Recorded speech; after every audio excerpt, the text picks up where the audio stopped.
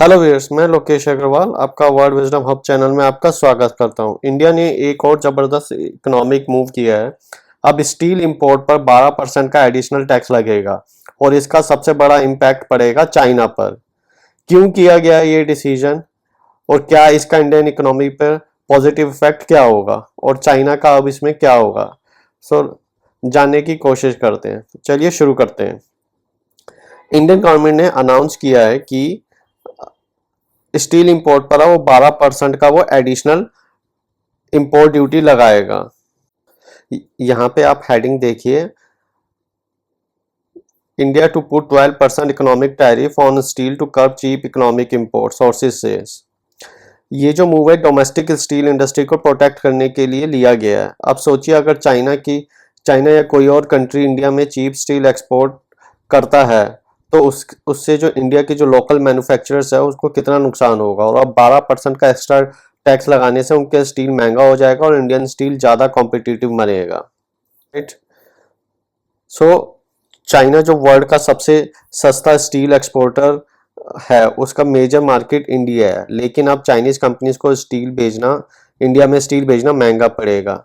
बार बार China India में dumping करता रहता था, यानी कि अपना जो माल सस्ते दाम पर बेचता है और ताकि दूसरी कंट्रीज का जो लोकल बिजनेस बंद हो जाए। और ये जो 12% अब जो ड्यूटी लगी है इससे एंटी डंपिंग जैसे ही काम करेगा वो। अब जैसे ही ट्रंप ने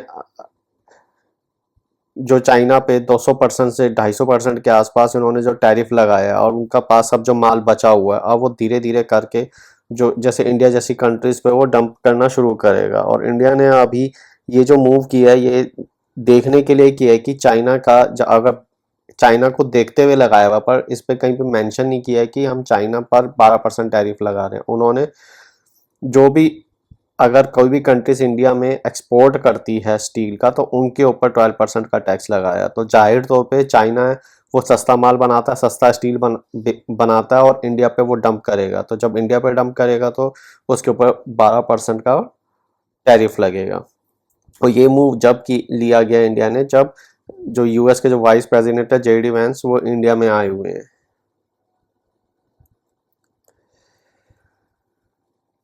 इंडिया रैंडमली वैसे टैक्स नहीं लगा रहा है जैसे मैंने बताया, और ये पूरी प्लानिंग के साथ किया जा रहा है। इंडिया ने रिसेंट एफटीए भी साइन किए हैं, जैसे कि यूएई के साथ किया है उन्होंने, ऑस्ट्रेलिया के साथ, और अब ईयू के साथ भी डिस्कशन चल रहे हैं।